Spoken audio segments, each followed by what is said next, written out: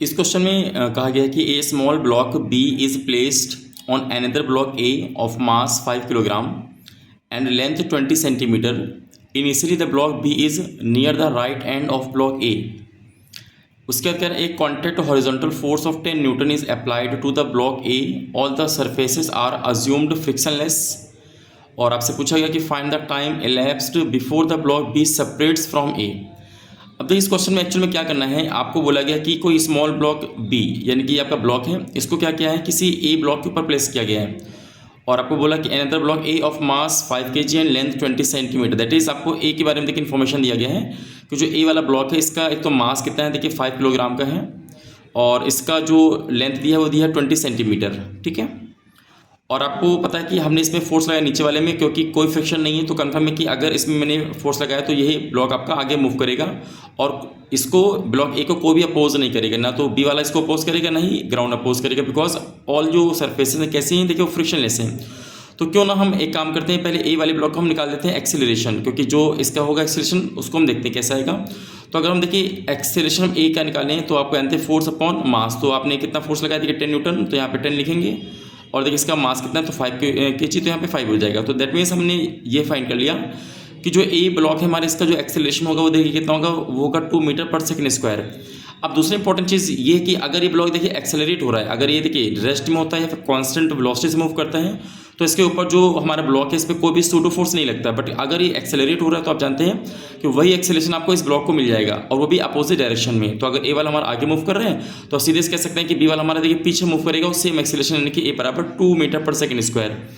तो देखिए हमें क्या करना है, हमें बी वाले के लिए जो डेटा है ना वो हमें पुट करना है. सबसे पहले देखिए बी का इन्फॉर्मेशन क्या कि बी को प्लेस किया गया था ब्लॉक ए के ऊपर. दैट मीन्स हमारा जो बी का इनिशियल वेलोसिटी था वो था कि 0 था. ठीक है.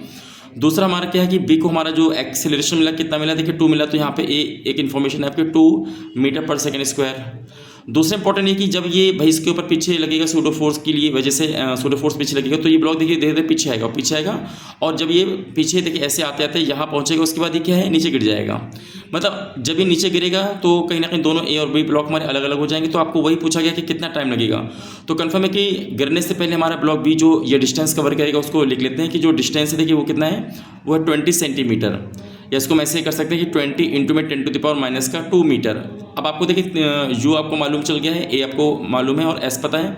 तो सीधे हम क्या करेंगे, हम यहाँ पे सेकेंड इक्वेशन पुट करेंगे कि S equal to U T और प्लस में हाफ ए टी स्क्वायर. तो क्योंकि यहाँ पे हमारा जो यू था वो 0 था तो ये हमारा जो टर्म होगा तो 0 हो जाएगा. तो हम सीधे कह सकते हैं कि एस को हम क्या पुट करेंगे 20, मतलब कि 20 इंटू में 10 टू द पावर माइनस का 2 और यहाँ पे 0 को इसको मैं हटा देता हूँ, यहाँ पे हाफ लिखेंगे. ए आपको पता है कि 2 है तो यहाँ पे 2 लिखेंगे और यहाँ पे देखिए टी का स्क्वायर. तो देखिए 2 से 2 कैंसिल हो जाएगा. तो हम यहाँ पे देखेंगे टी निकालने के लिए यहाँ पे लगेगा स्क्वायर रूट. तो यहाँ पे 20 इंटू में 10 टू द पावर माइनस का 2 बराबर में टी. ओके.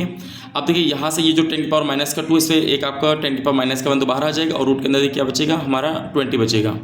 अब आप सब जानते हैं कि जो रूट 20 होता है इसकी वैल्यू हमारी लगभग 4 और 5 के बीच में होती है, वो भी अप्रॉक्सीमेट 4.47 के आसपास. तो यहाँ पे लिखेंगे कि 4.47 और 10 टू द पावर माइनस का 1. ठीक है, ये हमारा वैल्यू होगा. अब इसके बाद सीधे हम देख सकते हैं माइनस की वजह से डेसिमल हमारा क्या होगा यहाँ पे शिफ्ट होगा. तो फाइनली जो हमारा टाइम आएगा देखिए 0.447 आएगा. या तो अगर हम इसको डेसिमल के 2 डिजिट तक सॉल्व करेंगे तो कहीं ना कहीं टी हमारा कितना आएगा 0.45 सेकेंड्स. ठीक है. तो ये होगा कि हाँ 0.45 सेकंड के बाद हमारा जो ब्लॉक है ये कहीं ना कहीं क्या है दोनों आपस में अलग अलग हो जाएंगे. तो आई होप आपको ये क्लियर हो गया होगा. अगर आपको सूडो फोर्स का कॉन्सेप्ट नहीं पता है तो आप प्लीज़ कमेंट बॉक्स में कमेंट कर सकते हैं. मैं आपको उसको अलग से कॉन्सेप्ट वीडियो में बना करके आपको उसको समझा दूंगा कि सूडो फोर्स का कॉन्सेप्ट क्या है.